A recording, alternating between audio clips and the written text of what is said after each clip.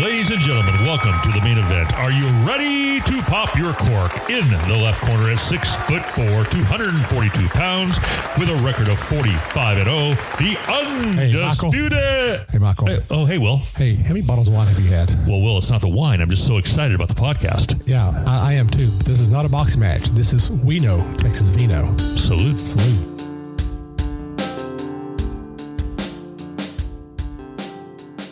Welcome back, everyone. This is Michael and Will sitting next to me. Hi, Will. How you doing, buddy? I'm doing great. We are prepped because we're going to be doing episode 58, and that's significant, right? We're getting up into the high numbers now, so it's pretty cool. Oh, yeah. Considering I just released 55 today. Yeah, 55 today, so 58 will be in a couple weeks. Yes. And we're excited. We drove out to a beautiful property today. We're going to talk about extensively here in a moment, but we're excited because it's a beautiful day. It's not overly warm, but what a pretty drive out here from Dallas. It was really tremendous. Yeah. You see all the cows and all the horses and all the goats. I know you got excited there. Yeah, well, I do because I love, I'm a country boy at heart, so I love it. You was going to say Tatanka at first. No, not well. Well, I didn't see buffalo or Tatanka, but I did see lots of other, animals, and I saw a lot of great people. And I drove the Camaro today. I know that's kind of a topic of, I guess, talk about it. You're in country. You're cow country here now. Well, we had a passing lane about half hour ago before we arrived at this property, and it hit for the first time in my Camaro 120. So 120, and I was just hoping. Don't look at me that way, Shelly. And so I say that because as I was doing 120, this is a true story. I was just praying that no horse or goat or cow or local resident walked out in front of me. And how about this? As soon as I slowed down about 90, 2 police officers were stopped with their lights on, something on the side of the road. I'm probably the last guy who did 120. Yeah, probably because they were marking the lane off. Yes. I saw that. Oh, my gosh. Well, listen, folks, we're back here with We Know Texas Vino, episode 58. We're in a beautiful location, Stephenville, Texas, and we're here at a really cool winery, just really fun. Already, I can tell it's going to be a really great interview, Bar Ditch Winery, and we have Shelly here with us. Hi, Shelly. How are you? I'm good. She's giving me a look. She's giving good afternoon. Thanks for the invite. And I know that we just met you. We've had a little pregame. We've had a lot of fun. So, folks, just hold on. To all our listeners, we're going to have a really nice time here. It's going to be a fun one. Yeah. And, Will, how did you find this winery when we reached out to Shelly? So, we always try to find a new winery to go to, especially now. We're trying to spread out to East and West Texas now. Sure. Yeah. And obviously, I've got family over here in West Texas. And so I was like, you know what? This would be a great opportunity to start our trip this way. Okay, perfect. Yeah. And so I was going to Comanche today. Okay. And I got up on the Great Texas Wine Lover app. We love that app. Not the Texas Wine Friend app. No, the Texas Wine Lover. And located this winery here. And I gave her a call, and she goes, sure, come on out. That's beautiful. And then one of the ambassadors from Texas Wine Lover, who's going to be here today as well. We're going to have fun meeting her and interviewing her and see what she's got going on. So we have a really busy day we're excited about. But, Will, real quick, how do people follow us and just give people an update on what's going on? Well, you can find us on Facebook at We Know Texas Vino, and then you can find us on our website at WeKnowTexasVino.com. Nice. And then, of course, you can find our podcast on any podcasting platform out there. Now, notice I actually was able to say that and not have a tongue twister. That was good. You've been practicing on the way over here, right? Yes, I have. And folks, give us a 5-star rating. We like that a lot. And we're open for suggestion, too. If you have feedback or anything, I know Shelly will shortly. Please send that our direction and make sure that you reach out to us because we're excited about that. And then just next on my agenda here, real quick, we do have a really great wine experience happening. Will, you want to talk about that real quick on April 11th? Oh, yes. So April 11th, we're going to be doing our next experience at Firelight Winery. Where's that located? That is in Valley View, Texas. Valley View, Texas. Yes, and we're going to be doing a Texas and California comparison. That's going to be cool. Blind comparison. And for people geographically, that is north of Dallas, of course, up past Denton County and up into the Gainesville area. Just right south of Gainesville. Edge of the lake. Yeah, that's right. Over by Edge of the Lake where we did our first one. Well, great. Well, we're excited. So We Know Texas Vino, episode 58, and we're here at a beautiful property, Bar Ditch Winery in Stephenville, Texas, with the amazing Shelly. And Shelly Fair, right? F-A-I-R, Fair. F-A-R, like the county fair. Like the county fair. And Shelly, you don't know this because you just met me, but my mom has run the Alaska State Fair for over 30 years. And so I know about all the vending and all that kind of stuff that goes in there. So Fair is a great name. The only thing I know about a fair is funnel cake. What is that? Funnel cake? Funnel cake. You eat funnel cake when you're there? Oh, yeah. All right. It's like a staple when you go to the state fair. That's true. Well, Shelly, this is a beautiful property. How did you come to acquire this property? Is it from a family legacy, or how did you do that?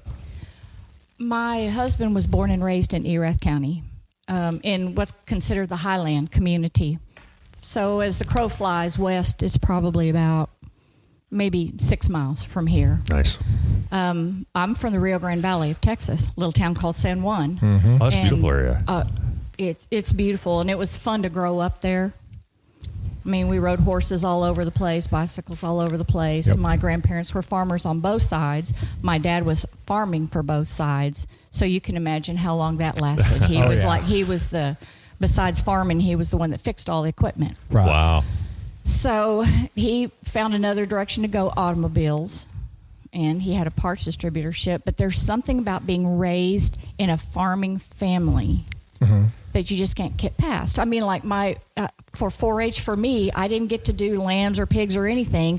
I'm growing corn and green beans and stuff in my mother's flower garden, right? I love it. And you wonder if this thing ever really leaves you, and it doesn't. It does not. But life happens, okay? And then all of a sudden you get to the point where you're like, all my kids are gone. It's time for me to do what I love the most. And I like to process things. And so before you know it, I go from making jelly to making wine in Erath County. My husband was born and raised here, and they were like peanut and watermelon farmers. So I know he can run this equipment. I know he can do this. And so I just voluntold him. Well, that's usually how husbands get done. I voluntold him. And we start with like 100 linear foot of Mustang grapes. Oh. Okay. And then the story just gets bigger from there. Give us perspective. What year was that when you're like, it was like, okay, this is it? Let me see, 13, 14 years ago. Oh, 14. Okay, very good. So So that's like Beautiful. 2006, 7, something like that. Okay, all right. That was almost 20 years ago, though. Yeah. That's pretty cool. And so you just made that decision with your husband. And so, real quick, because I like to listen, I'm an active listener. Where she laughs with the husband. Maybe it wasn't a husband deal. It was a voluntold. He was told. He was told. You had mentioned your children. So are they still in Texas? Are they world travelers? What's going on with them? They're all here. They're all in this county. Oh, wonderful. How beautiful is that? And you told me you have 4 daughters. I do. And 12 grandchildren. Yes. How many granddaughters? Well, I only have 3 grandsons. Okay, so that makes 9. Yep. So Christmas is really bad for the boys. Well, here's what I was thinking. Or the holidays. That's let me not rephrase that. true. That is not true. Well, if they have anything from your DNA, and we have what we call a woman of strength here, right? We have someone who takes charge and makes decisions, that sort of thing. Can you imagine all those children and grandchildren running around? That is a room full of incredibly passionate and go-getting people, aren't they? Well, I mean, I just say that because I'm the only boy in my family, too. Oh. Well, Yeah. I did not know that. Full of girls. Well, there you go. Well, that's pretty cool. So the kids are all around. Are they helping out here as well? Or do they come in and help with, because it's an estate winery, which is pretty cool. Do they come in and help with some of the activities like harvesting and pruning? Yes, everybody kind of has what they're the best at. I love it. My daughter Casey, she does harvest. That is her thing. She's in charge of that.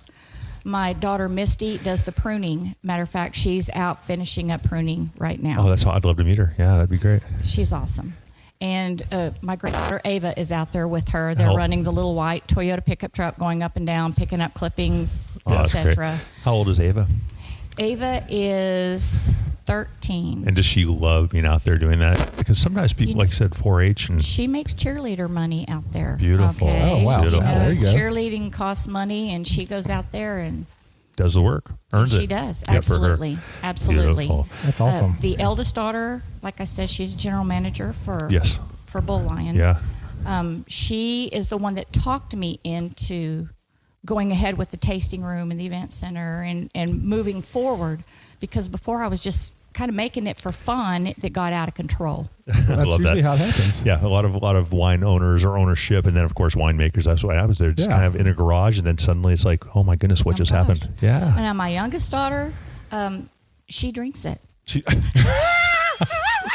I love it. Everybody has to play their part. Yeah, everybody has to play their part. Everybody has to taste it. Everybody has to understand what your wine tastes like. Well, it's so funny because no matter what families we interview, all their children are always different. All 6 of us are always different, right? So you just described your beautiful daughters wonderfully. That was so much fun. That's cool. Well, I wrote down a quote here. Not even a quote, just an observation. Before I even met you, Shelly, and I wrote down country girl attitude. And from your website and what I've already learned today, it doesn't leave you, does it? You're a country girl, but also you kind of have a vision and something you're doing here, which is pretty unique to this community.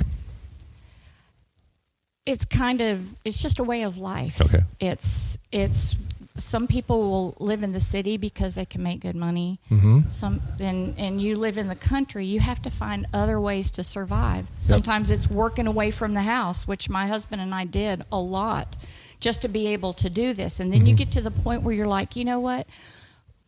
We just need this place to make its own way. Right. And we know how to do that. Why do we keep putting that off? And then before you know it, you just have to love the land. If you're going to take something from it, you have to give it back. We did little things that just really met us from our core foundation, like our rows are 12 foot apart. We have plenty of room. There's no reason to ask more where you're already asking more from the land than it's expected to do. Beautiful. And so you have to be respectful of that. Right. 7th year, no fertilizer. Just little things that maybe, I think I was just raised that way. Yeah. And they turn out to be scriptural on top of it. Absolutely. And then all of a sudden you look and people go, gosh, your vineyard looks so awesome. So What's healthy. the deal? Yeah, right. And I'll tell you one more thing because this is Please. kind of cool. So we would go around, and if we did spray anything, we try to do as organic as possible. And when we can't do everything that way, but we try. Right. And then we would see little mockingbird nests, okay? So we'll go, before we spray anything, and we'll go put a little towel over the top of all the little babies in their little nests, and then we'll spray, all right. and then we'll go and take it off. Well, let me tell you what that does. So mockingbirds live in this vineyard. They eat bugs. Yep. They don't eat grapes. That's they right. eat bugs. It's natural. Yep. Absolutely. I love that. Farmers across the country who use, I've read falcons to get rid of the bugs and all these things they train, but that's perfect. You have a natural indigenous animal bird that does that for you. How cool is that? A mockingbird. I didn't even know mockingbirds were in this area. Oh, yeah. Mockingbirds. That's the safe bird. It is? Yes. The Texas State bird? Yes. Oh, here I am learning. All right. Mr. Alaska. Mr. Know Everything. Right. Yeah, I got you. Mockingbird. I guess I'm going to ask that question. That's pretty cool. You can literally be driving down the road and you can see the mockingbirds dive bombing bugs like grasshoppers during the summertime. Oh, that's when they're clever. really bad, you can actually literally see them dive bombing and getting grasshoppers off the road. Well, how many other people, though, Will, have we interviewed who've used the mockingbird, the indigenous bird, to get the bugs? I literally learned something new today. Isn't that cool? That's very cool. Well, barn swallows are the same way. Right. So when they make their little muddy nest, we don't knock them down, although they can be messy. They can be messy. Because they eat mosquitoes and bugs, too. Right And on. then we have chickens to eat all the grasshoppers. Yeah, right. That was the first thing we did when we decided to put this in. So we got to have chickens. We built a chicken coop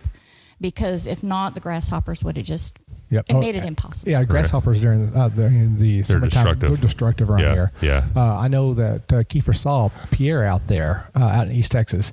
He uses guineas in his vineyard because they clean up the bugs. Yeah, that's clever. So it sounds like, you're definitely a girl of the earth, and you're respecting it. I also wrote down as I was listening to you, you are honoring the land, right? You're making sure you give back to the land so it will always be fruitful. And that's goes back to one of my adages, right? You take care of people and what they need first, and you'll be abundantly blessed throughout life. Well, it's the same thing with the earth. If you take care of the earth, it's going to take care of you. You can't receive and you can't give with a closed hand. That's right. It has to be open. Right on. Well, you have a great attitude. And so you brought that country girl attitude. You brought obviously some entrepreneurship, kind of that spirit as well. And then obviously you're a feisty lady. So those three ingredients, what else did you bring to the table? You have good people helping you. Tell us about your husband, or tell us about the people. I know Micah's sitting over here. She's a young lady working for you now. So are you just surrounding yourself with some additional great people, or how did this all come to fruition for you? I would say that water seeks its own level. And it was a concern at the very first. I had never sold alcohol before. This was a dry county until not too far. Not too far ago. Yeah. Yeah. And I don't know. At first I was kind of concerned about it. My daughters would come and say, Mom, are you really sure you want this? What do you have somebody that's just, does stupid things? Well, you know what? If somebody drinks too much, I'm a great cook. Okay? So I can take care of that. Water seeks its own level, and I find most winery people are just different kind of folk. They are. Yes, they are. We love them. Everybody's pretty like-minded. Yep. Even we can agree to disagree on anything. But most winery people just love to go to a winery and visit. because they're looking for that interaction. Yep. That's what they're looking for. Interaction, and also what we've experienced, Shelly, is that everyone has this cooperation attitude, and we want everyone to win. And I think that's across the board. But also, it's nice to pick the brain of people who are successful. Like already, we've learned a couple things here today. Yeah. Why not learn from people who've gone through that? Right? They're in the trenches. They're actually making things happen. So I think it's an overall attitude and philosophy that people want to learn from other people. You can bring in some great ideas from anywhere. You know, one of the things I always joke about, but I mean, it's the truth, is that you don't hear about bar fights in a winery. That's right. That's funny. You don't, because everybody wants to become friends with everybody because they want to get to know everybody. Can you see Shelly scrapping with a few gals outside? No, I can't. No, different Shelly. Different Shelly. Like I said, if I have any problems, I just start feeding everybody, and everybody gets fine. And you know, it's just never been a problem. I really love it. I just love it. There's two things in this world that people really enjoy once they get to find out is good home cooking, Southern home cooking, and good wine. Yeah, absolutely. Well, I wrote down a couple more things here, Shelly. I just have to have you comment. I'm kind of going back in time here a little bit, but I wrote down you're tired of making jelly, and heck, they've been making wine for thousands of years. So have you always been able to just switch on the fly and just say, okay, I'm doing this, and you know what? I have a vision. I have this energy. Let's do this. I mean, I'm trying to learn more about you because obviously you're an intelligent woman, but also, you know, you make family decisions your whole life, and you've done some cool things. But how did you just change your philosophy? I'm a processor. Okay. So since I already mentioned being in the Rio Grande Valley, that's where I grew up, and my grandparents are farmers, I would go with my grandmothers behind the tractors, and we would glean what was left over. So we're processing everything we eat. Right. Okay. Yeah. So for me, making pickles, 14-day pickles, sweet hot pickles, dill pickles, okra, grape wine, grape jelly, white grape jelly with mint, growing your own mint. I mean, these things are just normal to me, something that I've done every year. Right. And I'm 65 years old. Since I can remember. Right. So when I sat there and I had all these grapes, you didn't want them to go to waste. Right. Okay, that's the deal. Yes. It was the waste factor that got me. Right. That there's got to be something I can do with these. Very cool. Right. Okay. Because you just don't waste. No, you don't waste. I mean, that doesn't mean that when you go into your vineyard, you pick every grape because you have to leave a little for, Absolutely. whatever. No, I love it. But that's kind of the passion right there, is I'm just a processor. Farmer's daughter, though, right there as well, because she just described exactly how farmers think. I mean, you never waste things for sure. That's incredible. But you never take every berry off a vine. Mm-hmm. You got to leave a few. You got to leave a, Yeah. That's right. Well, and one of the things that and I know you're new to Texas, and 4 this years. is my area that I still new. But this is where this is the region of Texas I grew up. Sure. And what she's talking about is what you're going to see a lot over here in West Texas. Okay. Is a lot of people doing their own crops and growing their own things and doing their own stuff. Because, I mean, my grandmother had a huge garden, and it was nothing unusual for her to sit there and pickle and make jellies and make relishes and come over there and take zucchinis and make fried zucchini out of it and with catfish. That was the type of stuff that we did all the time. That's good American living right there, as far as I'm concerned. Good Texas living. Well, and it's Southern living is what Southern that is. living, yes. Well, I also wrote down one more note here. Just a vision board. You created a vision board, and how important is that? I come from marketing and education and different things, but I've always been an advocate for that. You want something, get a picture of it so you see it every morning. I used to have my wife and I, we had some goals, and we would write them on our bathroom mirror and look at them every day for a year and then achieve that. So how important was that vision board, and can you tell us more about that? I believe that thoughts become things. Okay. And when I made the vision board, a couple of friends of mine, we got to the certain age where our kids were all kind of grown and leaving, and we'd done the mom thing and the business thing, and all of a sudden it's like, what do you want to do with the rest of your life? And so I took this board and just got on the internet, right? You can find everything. Yeah. Found pictures, downloaded them, printed them, and put them on the board. And maybe everything on the board didn't come to fruition. Right, of course, yeah. But I'm telling you, I'll show you. That's beautiful. I have the board. I have a picture of a vineyard, and on the bottom corner of this vineyard are 3 live oak trees. And I bought it. Oh, that's great. Oh, wow. That's cool. I mean, they were babies. You understand? These live oak trees were babies when this whole thing out in the middle of what you would consider the pasture. Right. And the vineyard's right there. It's just like the picture. That's so cool. Now, Will, are you familiar with like doing a vision board and affirmations, that sort of thing? Yeah, most definitely. Yeah. Now, I have to ask, so where is your vineyard at? Because when we pulled in and I drove by, I did not see your vineyard. So is it somewhere? It's right behind the house. Right behind the house. The big house. Okay, gotcha. That's why I didn't see it. Okay. Yeah. So how many acres do you have there? About 7 acres of vineyard. 7 acres. Wow. We just enlarged. Wow. And then right behind the tasting room here, this building, I have some Cabernet and some Petit Verdot. Now, I've never put in the Viniferas because I have the Mustangs. Right. And the two, there's an issue with the two. Yeah. But a friend of mine who had a winery in Dublin, these are two of her most sturdy plants. Right. And so I thought, well, I'll just stick them back here. She's never had any problem with them, never had to do much to them. So just see if the two couldn't kind of get along. Yeah. With some acreage in between. Yeah. You said Petit Verdot and Cabernet. Cabernet, yeah. Cabernet Cab Franc or Cabernet Sauvignon? We'll have to wait and see. Question. Okay, Tough because question, don't get technical Yeah, right. with me. No, I'm just a good. farmer. You're good. And I so love it. You talked to Lucky Vines over in Dublin, correct? I do know them. Okay, is that who you refer to? No, I was referring to Greens Creek Cellar. Green Creek Cellar. I have not heard of that one. Write that down. We'll have to go talk to him for sure. She's no longer in business. She shut down her winery. Oh, okay. Sorry to hear that. But she's got a degree making wine, 2 years. She's a wow. retired air traffic controller. She's made wine for a lot of people around here. Interesting. I'm just fortunate that she and I are such good friends. And so I have most of the inventory that she didn't, complete. Right. We pulled over here. And so she makes wine in the Italian fashion, which she's very good at. I do the German fashion. Okay. And so the two of us are kind of collaborating together. That's cool. Yeah, that's awesome. You're going, is there really a difference between the way No, there is. there is. Absolutely, yeah. Spanish wines, Portuguese. I mean, it's all different throughout that European. Yeah. So your production room is here in the winery, but in the back. It awesome. is. So what size are your tanks? Well, I start my primary fermentation in macro bins. Okay. Okay. Yep. I have 1,000 liter stainless steel, but everything else I do in neutral barrels. Nice. All right. So I'm going to pick my grapes. I'm going to put them in the primary fermenter. I'm going to let that carbonic maceration thing start up. These Mustang grapes are very sturdy. Yes, they are. And so they can sit there in fermentation 7 to 9 days till I get nervous. Great. Yeah. Okay. And when I get nervous, then I start pulling them out. Then we'll press them. And Is that a put them gut feeling in then? neutral barrels. You just go with the gut feeling when you start getting nervous. It's time to do that.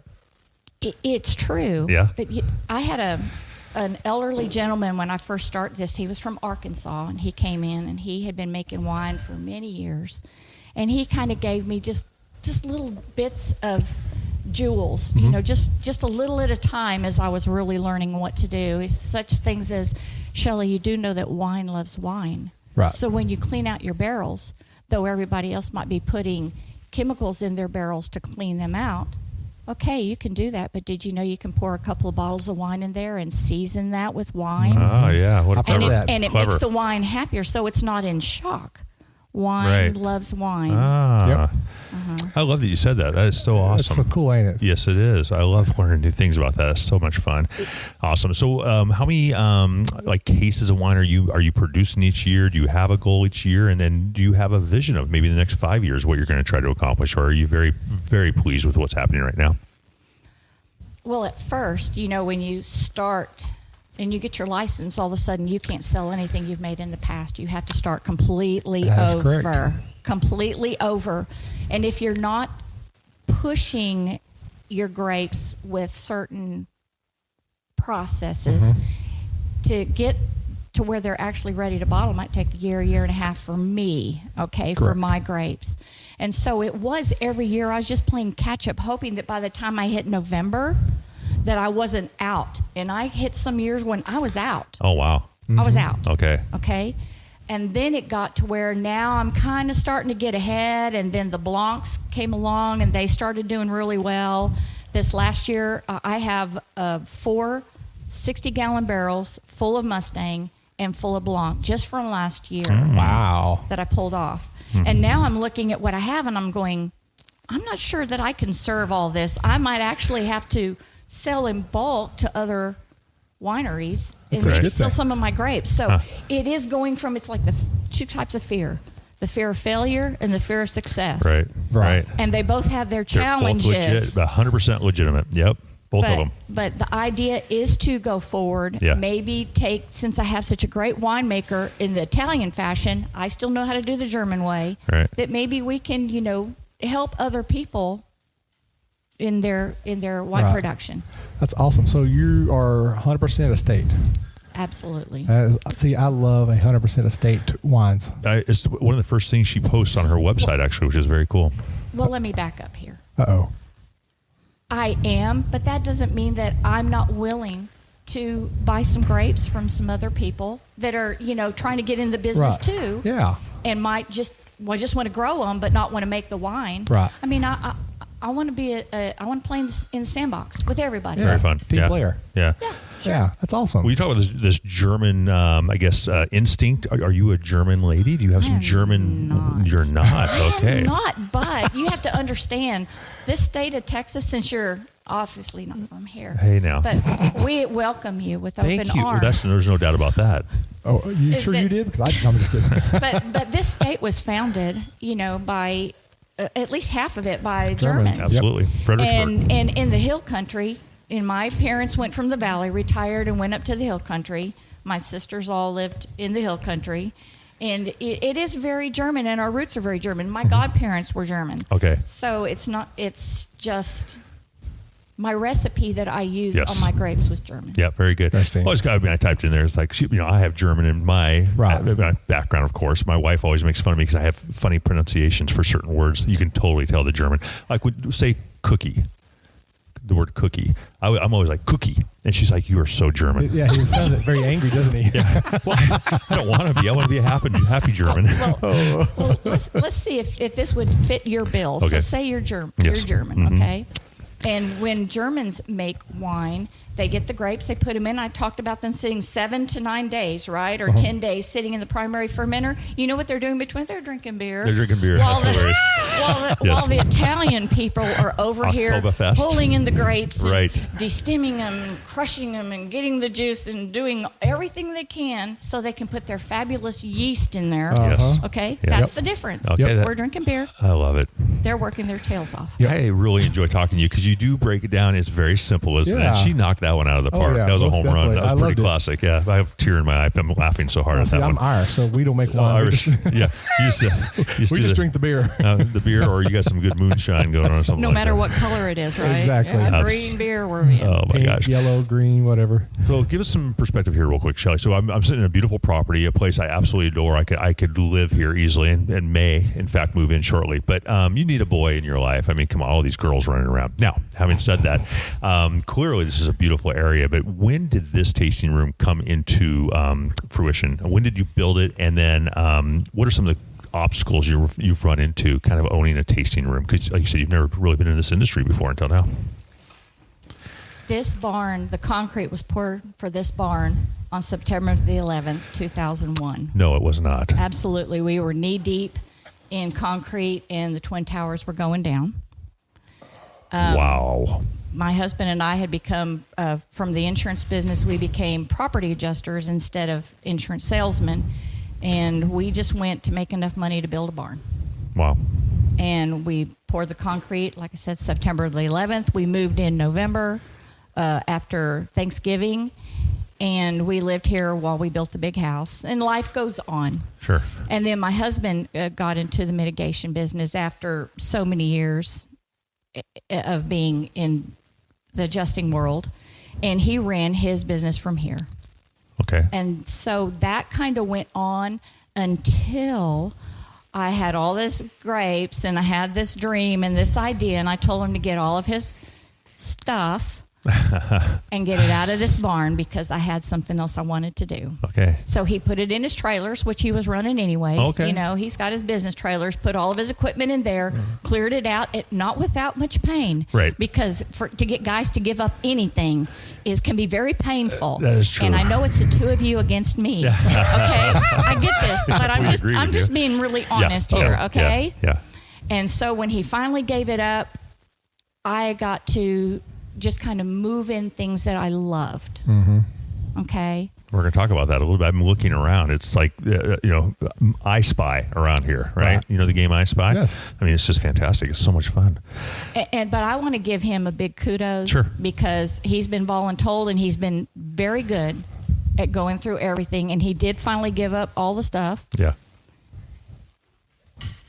Excuse me just a second. Oh, you're good. This is very edible. Yes.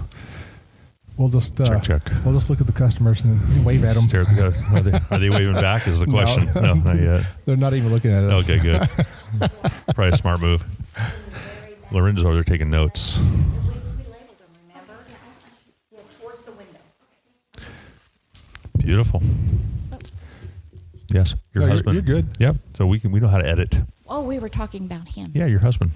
Yeah, you know your husband. Kudos. The guy you married. I think you used the word kudos to your husband. For 39 years. Yeah. What can I say? He did. It was kind of with great gnashing of teeth, wailing and gnashing of teeth for him to move it out, because I actually had to come in and say, you know what? With or without you, I'm going to do this. Well, that was actually, or without you. And wow. That's hard to say to somebody that you have backed up in everything that they've done since you've been married. Yep. To turn around and say, you know what, I don't care if you're with me or not, I'm going to do this.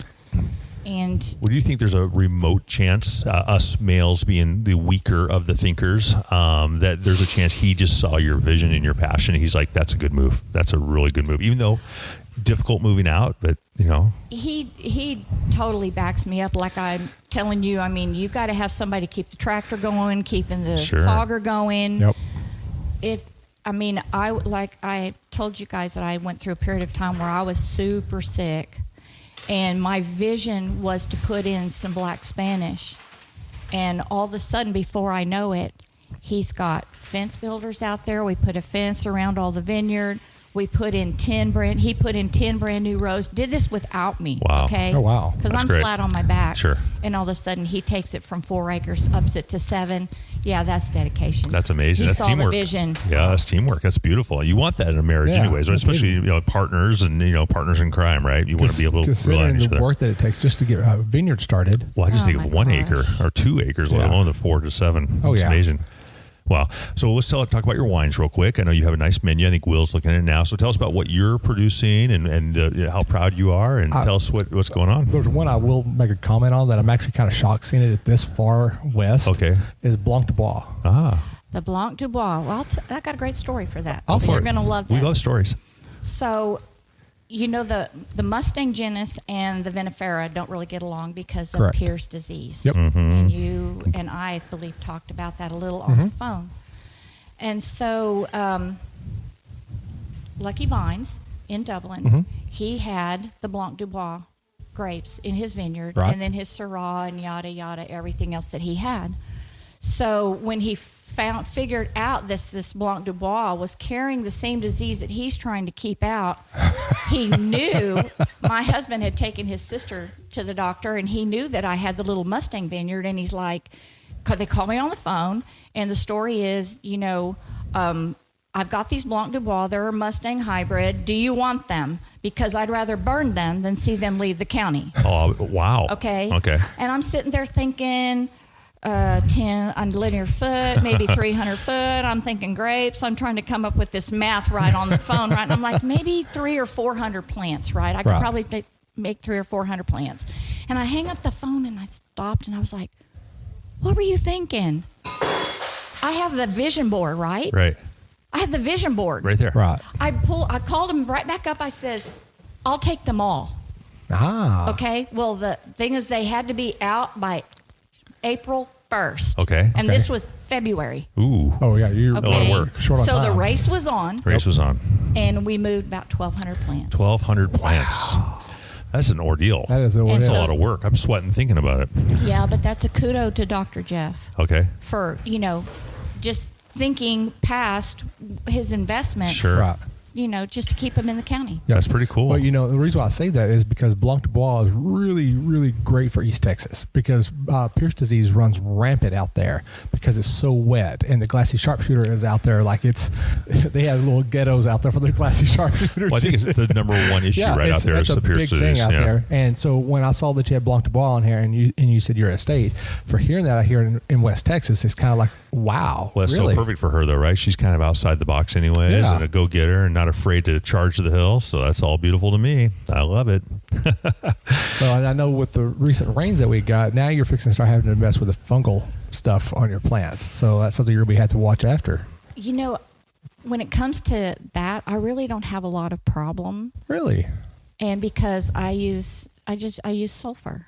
Yeah, and that's a lot of wineries do that. Yeah, they use the sulfur on the plants. We've been reading about that, haven't we? And actually, some of the wineries that are on dirt roads, the dust that come up from the dirt roads will coat those plants with that lime, and that helps as well. Right. Well, if you're growing potatoes and you want to cut them up in pieces so you can get more potatoes, you take them up, you cut them, you put their little, raw ends in sulfur, and you'll have more potatoes than you can say grace over. Oh. So it's not something new, it's something old. Right. Farmer's trick. It's a farmer's trick. Yep, that's beautiful. That is cool. So get back to the original question, though, which was the wines that you have. You want to talk about some of those? So the Blanc is from here. Yep. And the Mustang. So what happened with the Mustang is I was going all around the county just picking them. Somebody say, Shelly, I got some in the field. Everybody pretty much in this county knows what you're doing. And so I'm going here and there, and one of them was out at Judith Riola's over in, not Greens Creek area, but Harbin area. And I get over there, and she's got a honeysuckle just growing wild out there. And for some reason, those grapes were just, that wine, you could just tell it was there. So when we put in our vineyard, we put in honeysuckle at each row for the Mustangs. Beautiful. Really? Then there was another place where we would go and pick, and it had this big coastal field. Right. And you could it's just something about fresh cut coastal, the smell, you just can't get past it. Yes. Well, the wine had that smell too. And I know some wine has a grassy smell. It's like not good. Right. But this was just completely different. And so we didn't kill the coastal between our rows. We've left the coastal. Oh, interesting. And honeysuckle, I think that's fantastic. When she said that, my mouth started watering a little bit. Can you imagine that? Too. That's just so happens that's on the list. Okay, we may have to get some of that. Well, I want to learn about this list. We keep going, so that's amazing. So all the Mustangs that we make our Mustang wine out are from cuttings from this county. Okay. Nice. I'll have to walk you out there. You're going to look at them and go, what? These were just from cuttings? Yeah. That's amazing. Well, that's kind of good because, the cuttings in this county right here, the soil's one specific type of stuff. Yeah. Because you can't go out to East Texas and take Mustang grapes and bring them here because they're not acclimated to this area. So that's actually kind of really cool that you did that. Super smart. Yeah, it's a brilliant move, actually. Yeah, like a real successful entrepreneur thinking ahead of the game, right? Yeah. Shelly. Well, I don't know about that. But, I think so. Don't be modest. And not a lot of people... I would say the Mustangs are kind of finicky, but I'm just used to it by now. I mean, 14 years later, I'm kind of used to their finickiness, and I try to be kind to them, and I expect them to be, kind in return. I think it's just normal. That's how you're wired. I love it.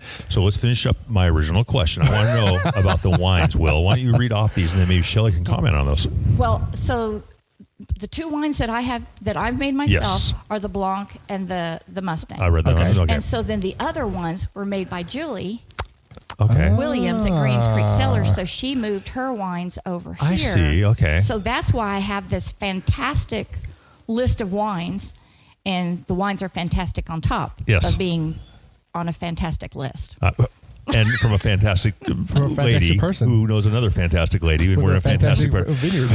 well, instead of being all roses and everything working out, I always write this down, and I rarely ask it, but in this area, I've heard wonderful things. What is probably the greatest obstacle for you? What are you running into, this adversity? And obviously you can handle it, but, for young winemakers and ownership?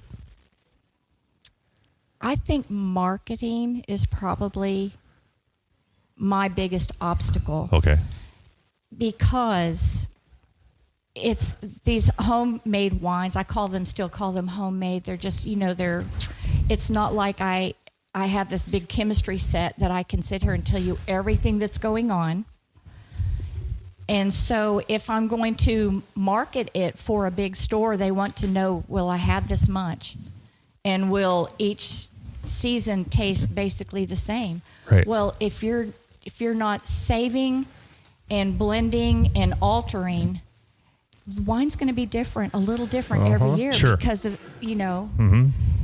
and I'm just not sure that I could produce enough wine to want to feed it to a store, or that I even know exactly how to do it. So I'm just saying it's something that I just haven't gotten to. I'm not used to it. I'm kind of comfortable where I am. Yes. And I've let this grow organically so far. So when it comes to that, I'll just have to go into it organically, comfortably. If it's not comfortable, I'm just not going to do it. I bet you have a daughter out there somewhere who can help you with marketing too, though. To me, I'm glad you said that. She does. Yeah. I mean, like last night we were at the Gordon Historical Society for Tarleton, and they serve the wine there, and that's marketing that direction. That's beautiful. Thursday we were in Cleburne. They have the antique stores, and we were at a sip and shop there. Oh, fun. And then the Granberry Wine Walk. Sure. We finally got into that. So oh wow! You'll be there. Okay. I mean we are marketing. Yes. But to go past Bigger. the United States and world, Right.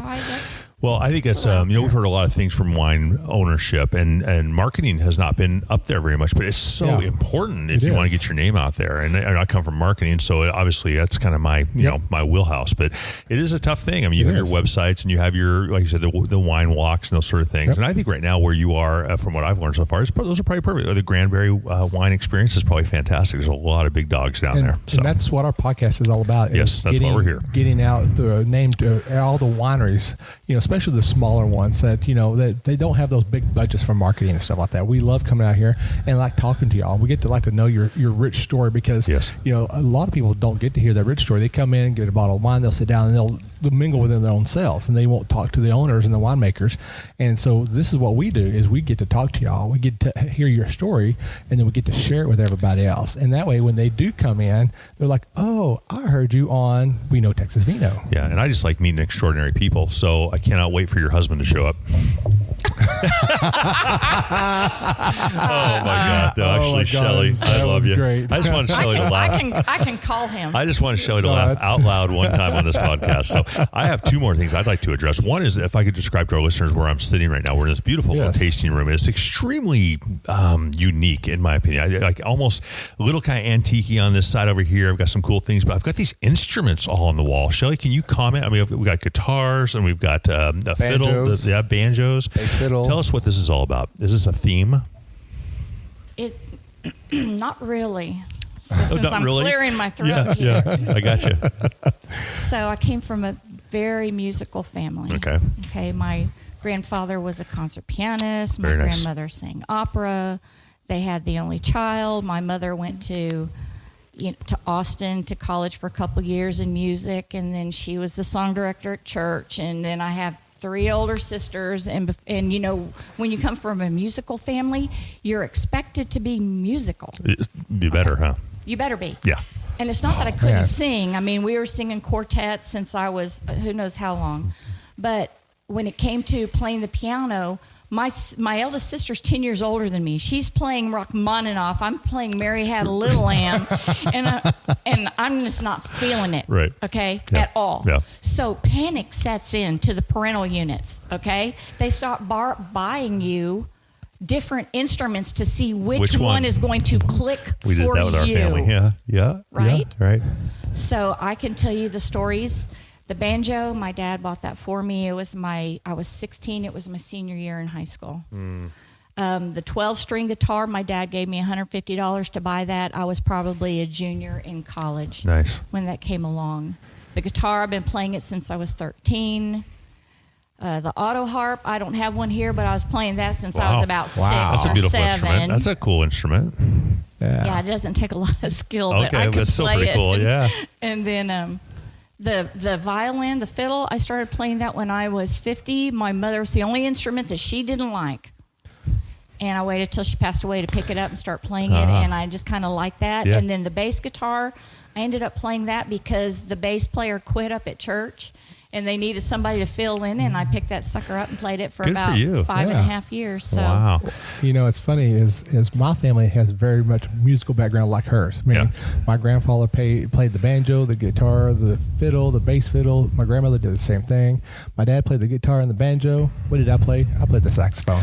Ooh, saxophone. Hey, I can play the heck out of a radio, okay? Well, you'll like my story. So I come from musically inclined. My brother played the trumpet and the French horn and all kind of stuff. And all my children play instruments. My son was in a rock and roll band. I mean, he was percussions and he started with guitar, little Paul McCartney lefty. But if I can give you perspective, both of you, okay, you know what I play? The tambourine. So if I had a room right here, it would be full of different tambourines that I'd use through my lifetime. You should feel at home because I've got one in the piano bench right there. Well, you ever see like the old show, the old specials, and there's always one awkward guy in the band playing the tambourine? That would probably be me. Yeah. Wow. My wife plays piano. I mean, it's just like, give me a break. I thought you was going to say cowbell or something. That's why I was a DJ, because I couldn't play the music. I would just play the music, if you know what I mean. So, Yahoo. Well, that's awesome. Well, thank you. And again, for people who will come here, because we're going to direct people and traffic your way for sure. You're going to be really just elated when you walk in here and see the real fun, welcoming, right, homey feel when you walk in here. We going to the British version of that? No. And so it's really wonderful. And then I see upstairs, probably that's where you all were living when you were building the big house, and then probably office space here in a beautiful area. So you've done a good job here. It's really fantastic. It looks really good in here. I love it. I feel very much at home here. So that's very cool. And then my last one is that I have, maybe we'll probably have some more questions, but you have, do you do private parties, weddings, corporate events, any sort of camping on your property, or is it pretty much just exclusively the tasting room? She probably has branding weekends. Yeah, probably. Bring in the bands. No, branding, not banding. I know branding weekends. Yeah. Branding and banding. And you know what? That's usually done at the same time. That's what I'm saying. I mean, that's right. If we're talking about the same thing, okay? Yeah. I got that. No. So I got it. Used to be when I was processing my wine during harvest, I would move all the furniture out of here, and we use this room because it's under air conditioning, and you're in August. Yep. Okay. Right, super hot. Yep. But got so big, we had to put air conditioning in the back. And so that's about 3,000 square foot back there. Oh, wow. And because we put it under air and heat, and it's got concrete floor, of course, the tax man comes to visit you because you're under air. Yep. And so we turned it into an event center. And it's turned out really good for our community so here. clever. We've had some of the Pee-wee kids, cheerleading.